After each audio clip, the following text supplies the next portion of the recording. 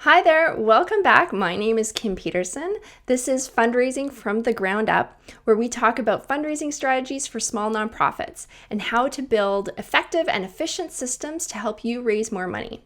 So today we're going to get into some grants. So my philosophy about fundraising for small nonprofits is still that we should always be working on diversifying funding, which often means shifting time and resources away from grants towards activities that build up your donor base within the community, so those individual donors.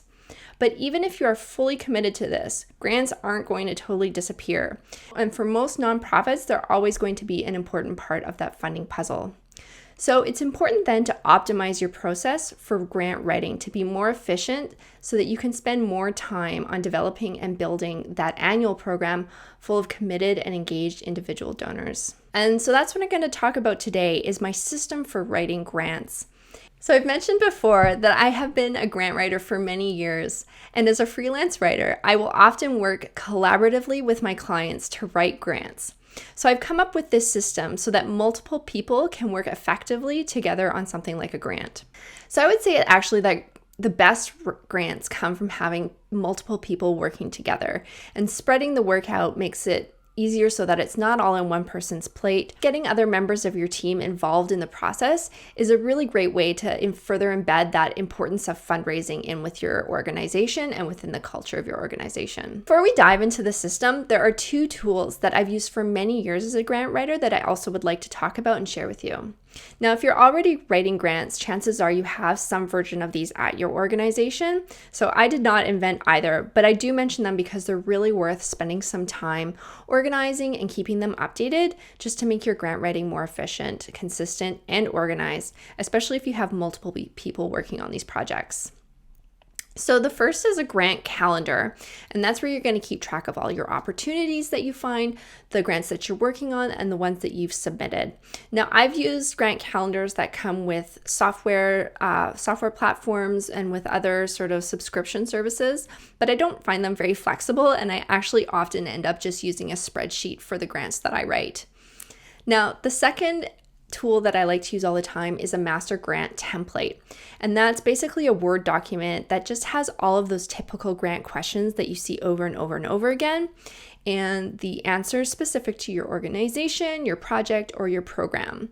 Now, I do have templates available for both of these tools, and if you want to have access to them, please subscribe to my newsletter via the link below. All my email subscribers get access to these templates as well as a few other resources that I also have available. So once we have our calendar and our grants template, we have a nice grant available that's perfect for our organization. We're going to get the team together and write a beautiful grant together using this collaborative grant system. So the first step is we assign a grant lead, and that is basically the person who's going to manage the project. The grant lead is going to create a folder in your filing system for all of the documents that are going to be associated with this grant to be saved. Now make sure that everybody has access to this folder and it's not on somebody's desktop or on their personal computer. The next key thing is that the grant lead is going to create a collaborative working document where the team will write the draft together.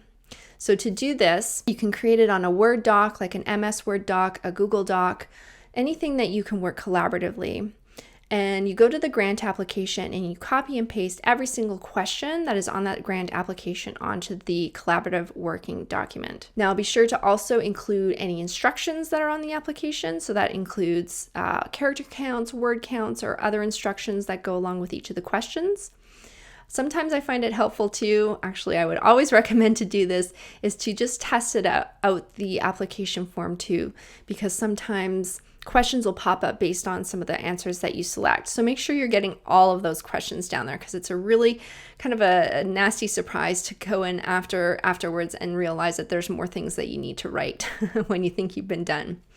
You can also on the working document include any supplemental documents that you need to include with your grant. So that includes things like budgets, reference letters, any sort of financial document. Often I will go and put in a checklist right on the working document so that you can keep track of all the things that you've pulled together, and you can even assign these tasks to individuals on your team. So this really might seem like a lot of extra work when you could just dive right into the application, but I recommend putting together a working document for a few key reasons. Now, first of all, it's way easier to collaborate on something like a Google Doc or a Microsoft Word document, which I think you can attach to Teams and collaborate that way. You can't really do that with PDFs or with the grant application forms where you have to share passwords and login information. It's kind of a pain.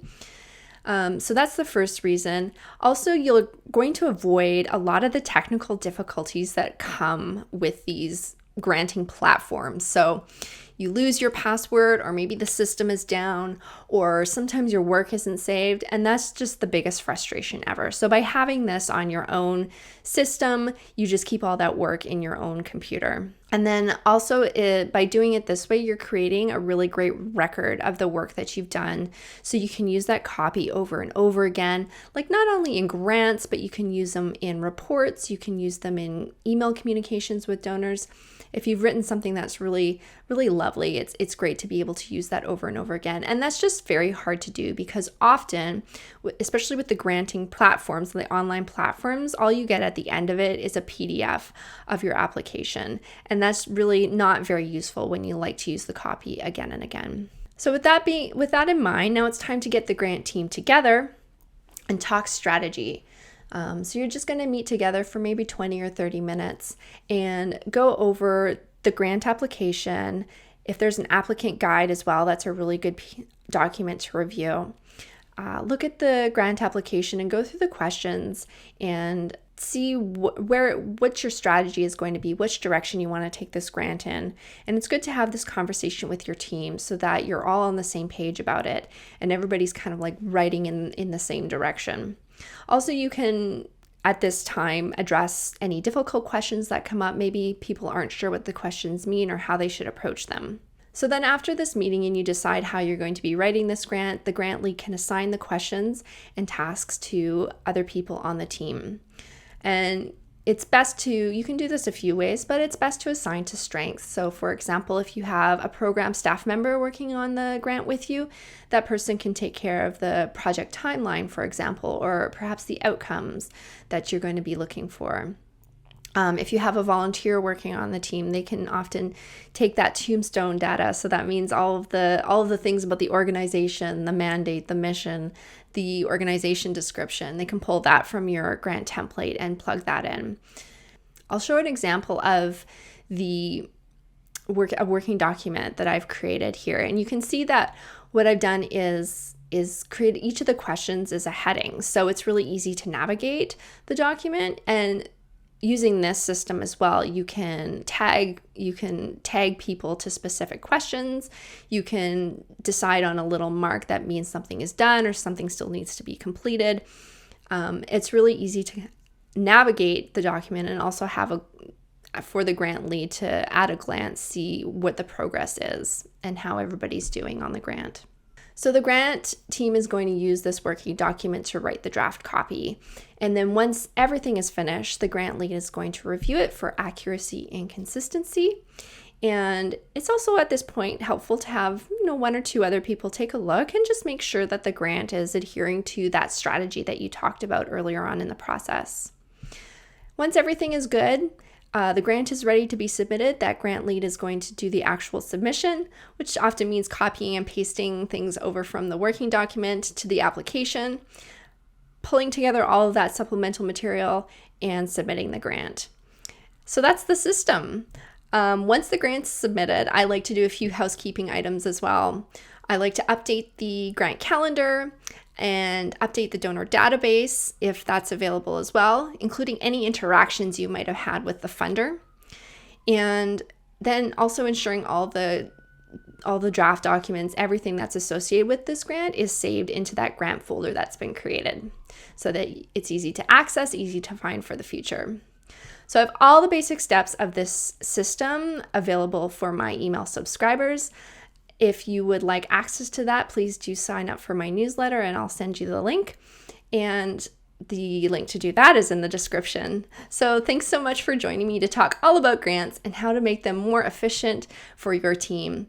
It'd be great if you could hit that thumbs up like button below if you found this at all helpful. And to hear more from me, you can subscribe to this channel or follow me on LinkedIn. I'll see you next week.